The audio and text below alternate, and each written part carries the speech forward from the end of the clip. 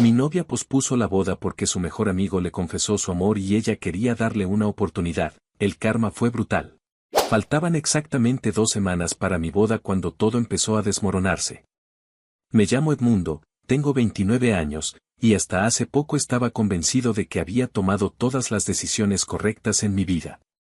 Llevaba 6 años de relación con Emilia, una mujer a la que conocí en la universidad y con la que construí, poco a poco, una vida estable. De esas que avanzan sin sobresaltos evidentes y que, con el tiempo, se convierten en rutina, compromiso y planes a largo plazo. Nos comprometimos un año antes de la fecha de la boda. Yo fui quien lo propuso. Recuerdo que lo planeé con cuidado, una cena en un restaurante tranquilo, un anillo sencillo pero elegante, y una conversación honesta sobre lo que queríamos para el futuro. Emilia aceptó sin dudar.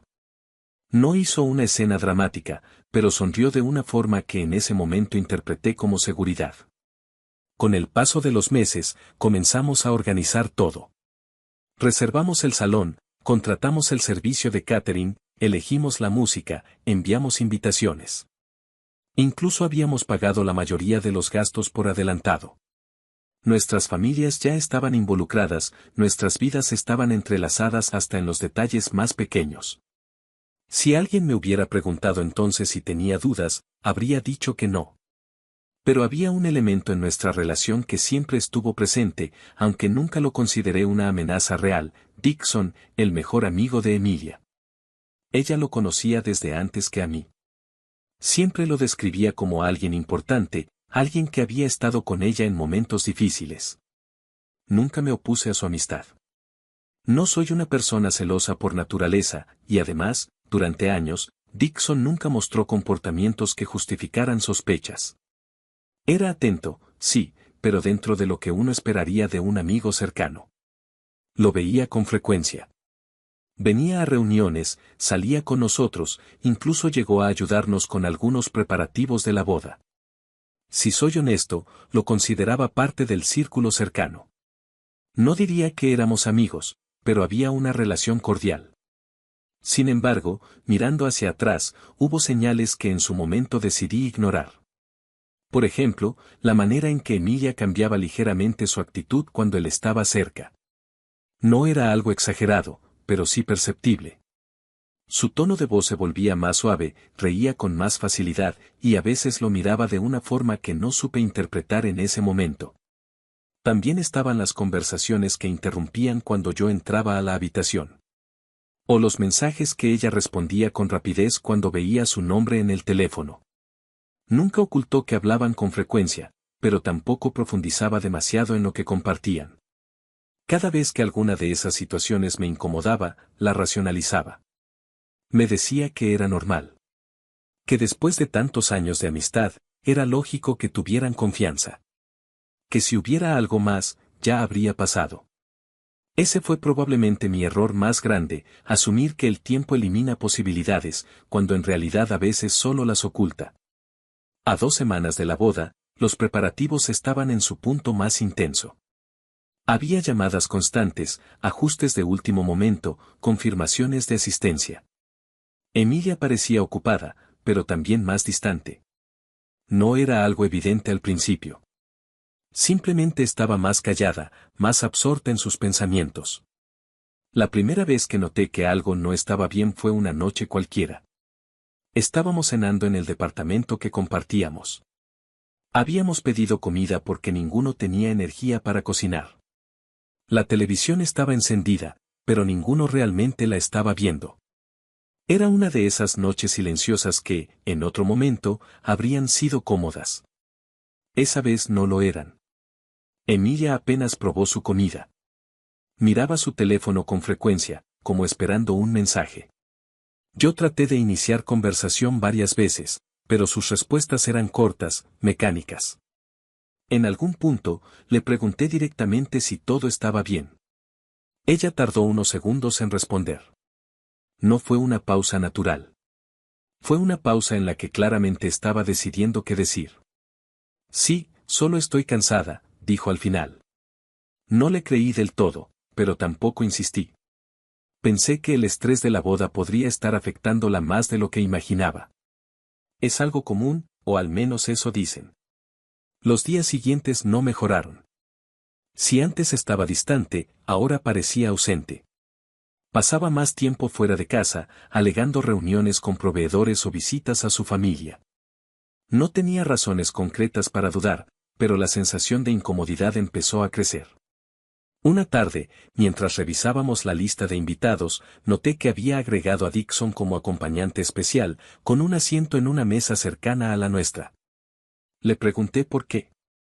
Ella respondió que era importante para ella que él estuviera cerca en un día tan significativo. La explicación era lógica, pero su forma de decirlo no lo era. Había una insistencia, una necesidad de justificar algo que yo no había cuestionado con tanta profundidad. Ese mismo día, por primera vez, sentí una inquietud real. No era celos. Era una especie de intuición difícil de describir. Como si algo estuviera fuera de lugar, pero aún no tuviera forma. 2 días después, esa intuición se convirtió en algo más concreto. Llegué al departamento más temprano de lo habitual. Había terminado una reunión antes de tiempo y decidí regresar sin avisar. No tenía ninguna intención oculta, simplemente quería descansar.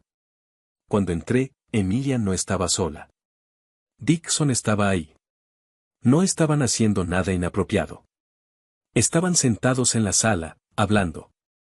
Pero el ambiente era distinto. No era una conversación casual. Había una tensión evidente.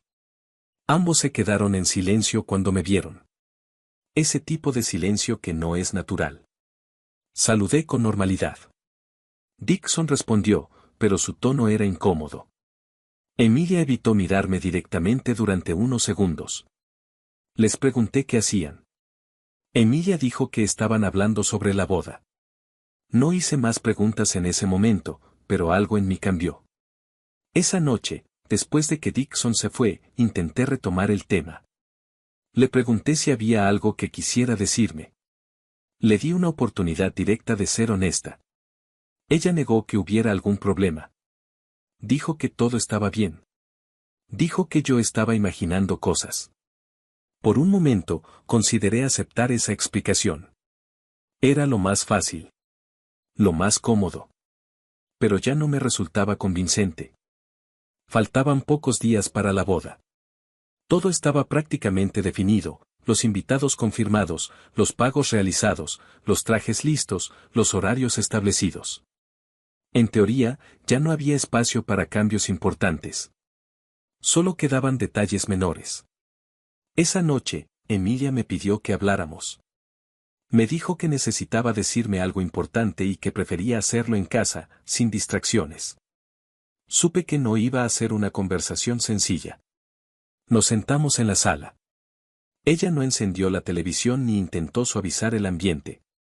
Simplemente se sentó frente a mí, con las manos entrelazadas, evitando mirarme directamente. Hubo unos segundos de silencio que se sintieron más largos de lo normal. Finalmente, habló.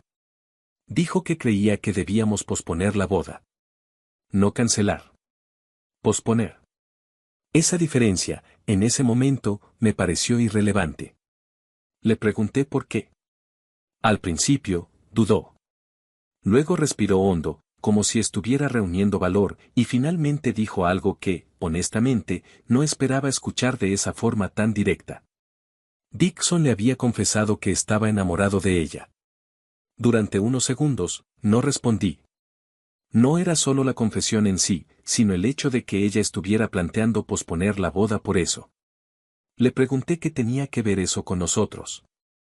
Fue entonces cuando empezó a llorar. No fue un llanto exagerado ni descontrolado, pero sí lo suficientemente evidente como para notar que estaba emocionalmente afectada.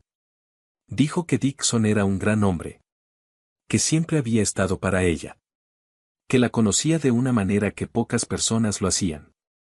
Que no esperaba esa confesión, pero que, ahora que había ocurrido, no podía simplemente ignorarla.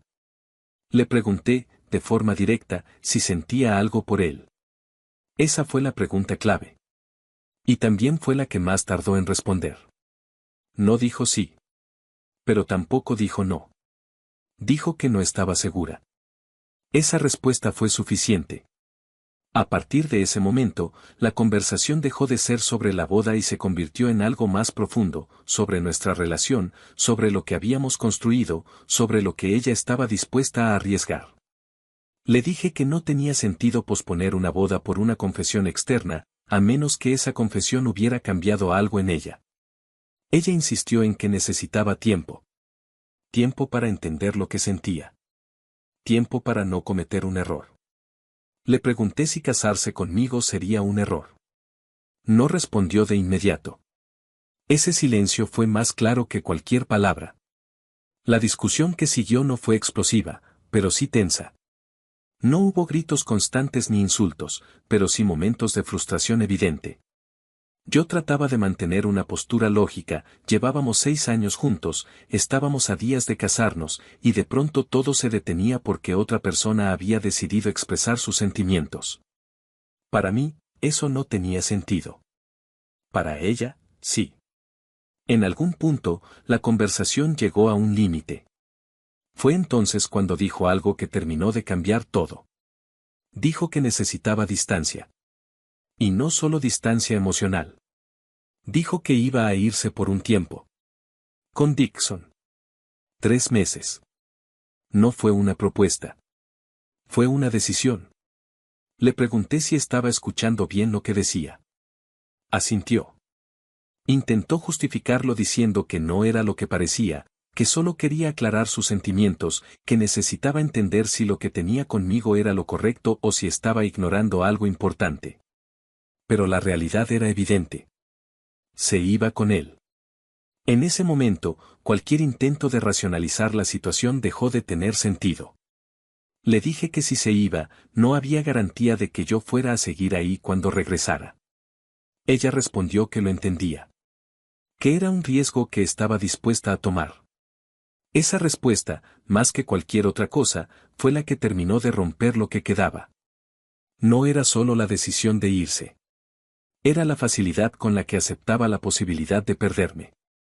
Se fue 2 días después. Empacó lo necesario, dejó algunas cosas en el departamento y se marchó sin una despedida particularmente emotiva. No hubo promesas, no hubo acuerdos claros. Solo una especie de pausa indefinida. Y yo me quedé. Con un departamento lleno de cosas que ya no tenían el mismo significado. Con una boda que ya no iba a ocurrir.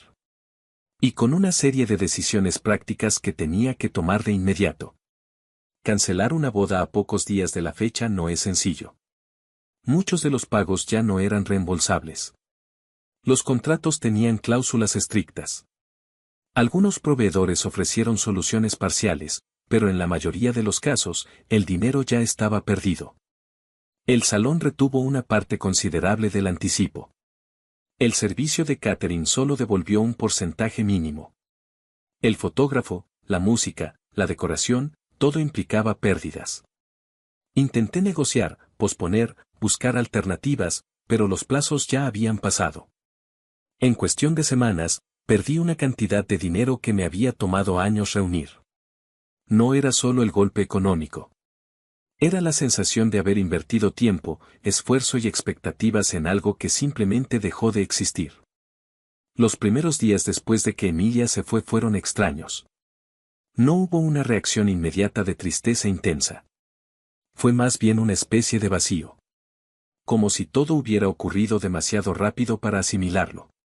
Con el paso de las semanas, ese vacío empezó a llenarse de otras cosas, enojo, frustración, cuestionamientos. Pero también, poco a poco, de algo más. Distancia. Empecé a reorganizar mi vida. No de forma drástica, pero sí en pequeños aspectos. Cambié rutinas, evité lugares que compartíamos, reduje el contacto con personas que estaban más ligadas a ella. Y en medio de ese proceso, ocurrió algo que no esperaba. Conocí a Esmeralda. Trabajaba en el mismo lugar que yo, pero en un área distinta. Ya la había visto antes, pero nunca habíamos hablado más allá de lo básico. El primer contacto real fue casual. Coincidimos en la cafetería de la oficina. Ella hizo un comentario simple sobre el café, algo cotidiano, y a partir de ahí comenzamos a hablar. No fue una conversación profunda. Pero fue natural. Y eso, en ese momento, era suficiente. Con el paso de los días, esas conversaciones se volvieron más frecuentes. Descubrí que era una persona directa, sin complicaciones innecesarias. No intentaba impresionar ni generar expectativas. Simplemente hablaba con claridad. En algún punto, me preguntó por mi situación. No le di todos los detalles, pero sí lo esencial. No mostró lástima ni curiosidad excesiva. Solo escuchó. Y eso marcó una diferencia. Empezamos a salir después del trabajo. Primero de forma ocasional, luego con más regularidad. No fue algo impulsivo. No estaba dispuesto a quedarme estancado. Con Esmeralda, las cosas eran distintas. No había historia previa que condicionara cada interacción. No había expectativas acumuladas durante años. Solo presente. Y, por primera vez en semanas, eso se sintió suficiente. Mientras Emilia estaba fuera, tratando de entender sus sentimientos, yo estaba haciendo lo mismo. Pero de una forma muy diferente. No necesitaba 3 meses para saber qué quería. Los 3 meses que Emilia había pedido no se sintieron como una pausa, sino como un cierre progresivo. Al principio, su ausencia era un recordatorio constante de lo que había pasado, pero con el paso de las semanas, esa sensación fue perdiendo intensidad. Para cuando ese periodo estaba por cumplirse, mi vida ya no giraba en torno a su decisión. Había cambiado rutinas, había asumido las pérdidas económicas y, sobre todo, había dejado de esperar explicaciones. Con Esmeralda, las cosas habían avanzado de forma natural. No hubo un momento específico en el que decidimos formalizar algo. Simplemente empezó a ser parte de mi día a día. Pasaba tiempo en mi departamento, cocinábamos juntos algunas noches, veíamos películas, hablábamos de trabajo y de cosas cotidianas. No había tensión. No había incertidumbre constante. Era una relación simple en el mejor sentido de la palabra. El día que Emilia volvió, todo eso ya estaba establecido. Fue una tarde entre semana. Esmeralda estaba conmigo en el departamento. Habíamos salido antes del trabajo y decidimos quedarnos ahí. Nada fuera de lo normal. La puerta sonó de forma insistente. No fue un timbrazo casual. Fue repetitivo, casi desesperado. Al principio pensé que podía ser algún vecino o un error, pero cuando abrí la puerta, la vi. Emilia. Su apariencia era muy distinta a la que recordaba. Se veía más delgada, con el rostro cansado, ojeras marcadas y una expresión que combinaba ansiedad y agotamiento. Tenía los ojos enrojecidos, como si hubiera estado llorando durante horas. Por un momento, ninguno de los dos dijo nada. Fue ella quien rompió el silencio. Dijo mi nombre y comenzó a llorar. No un llanto contenido como el de la última vez que hablamos, sino uno desbordado, sin control. Intentó acercarse, pero me mantuve en mi lugar. Le pregunté qué hacía ahí. Dijo que necesitaba hablar conmigo. Que por favor la dejara entrar. Dudé unos segundos. No por interés en lo que tuviera que decir, sino por la forma en que estaba. Era evidente que algo no estaba bien, más allá de lo emocional. Finalmente, me hice a un lado. Entró. En ese momento, vio a Esmeralda. Se detuvo. Su expresión cambió de inmediato. Pasó de la desesperación a una mezcla de sorpresa y comprensión incómoda. No preguntó quién era. Pareció entenderlo de inmediato. Esmeralda, por su parte, no dijo nada al principio. Se limitó a observar, evaluando la situación. Emilia volvió a mirarme y empezó a hablar sin que yo tuviera que preguntarle nada. Dijo que había cometido un error. Que había sido una tonta. Que no sabía en qué estaba pensando. Las palabras salían rápido, atropelladas, como si temiera no tener tiempo suficiente para decir todo. Mencionó a Dixon casi de inmediato. Dijo que no era la persona que ella creía. Que todo lo que había idealizado de él se había derrumbado en cuestión de semanas. Intenté mantenerme en silencio, dejándola hablar. No porque quisiera escucharla, sino porque parecía necesitar decirlo. Explicó que, al principio, todo había sido confuso. Que pensó que tal vez había algo real entre ellos, algo que había ignorado durante años. Pero que esa idea se desmoronó rápidamente. Su tono cambió cuando empezó a describir la convivencia con él. No entró en detalles innecesarios, pero dejó claro que la relación no era lo que esperaba. Habló de comportamientos que la hacían sentir incómoda, de actitudes que no reconocía, de una dinámica que no tenía nada que ver con lo que había imaginado. Dijo que él tenía conductas que nunca había mostrado antes, que había aspectos de su personalidad que había ocultado durante años. Luego hizo una pausa. Respiró hondo. Y continuó con algo que cambió completamente el sentido de lo que estaba diciendo. Contó que, semanas atrás, comenzó a sentirse mal físicamente. No era algo grave al inicio, cansancio, una tos persistente, debilidad. Pensó que era estrés o algún problema menor. Pero los síntomas continuaron. Decidió hacerse estudios. Su voz se quebró en ese punto. Dijo que los resultados mostraron que tenía las defensas bajas. Que le recomendaron hacer análisis más específicos. Y que, finalmente, recibió un diagnóstico que no esperaba. Dijo la palabra con dificultad. VIH. El silencio en la habitación fue inmediato. Esmeralda dejó de apoyarse en la mesa y se enderezó, claramente impactada, aunque no intervino. Yo no reaccioné de inmediato. No por indiferencia, sino porque estaba procesando lo que acababa de escuchar. Emilia continuó. Dijo que, al recibir el diagnóstico, confrontó a Dixon. Le exigió una explicación. Según ella, él no negó nada. Dijo que ya lo sabía. Que lo había tenido desde hacía tiempo. Que no se lo había dicho a nadie. Que había pasado años sin estar con nadie por esa razón. Pero que, en algún punto, había dejado de importarle. Explicó que, antes de estar con ella, había tenido un encuentro con una persona, alguien que no conocía bien, y que ahí fue donde probablemente se contagió. Y que, al estar con Emilia, decidió no decir nada. Según sus propias palabras, la consideró su última oportunidad de tener una relación, sin pensar realmente en las consecuencias. Emilia hablaba con una mezcla de enojo y desesperación. No solo por la enfermedad, sino por la traición implícita en todo eso. Dijo que, cuando lo enfrentó, él reaccionó con frialdad. Que incluso minimizó la situación. Que llegó a decir que, después de todo, el sexo no había sido tan importante como pensaba, como si eso justificara algo. Que no mostró remordimiento real. Que simplemente aceptó lo ocurrido como algo inevitable. Cuando terminó de explicar eso, volvió a mirarme. Sus ojos estaban llenos de lágrimas. Dijo que había perdido todo. Que había dejado una relación estable por algo que no valía la pena. Que ahora no tenía a dónde ir. Que necesitaba ayuda. Que quería volver. Esa fue la parte más directa. No hubo rodeos. Pidió regresar como si los últimos meses no hubieran redefinido completamente la situación. La miré durante unos segundos. No sentí enojo en ese momento. Tampoco compasión. Le dije que no. No levanté la voz. No utilicé insultos. Simplemente le dije que no había nada a lo que regresar.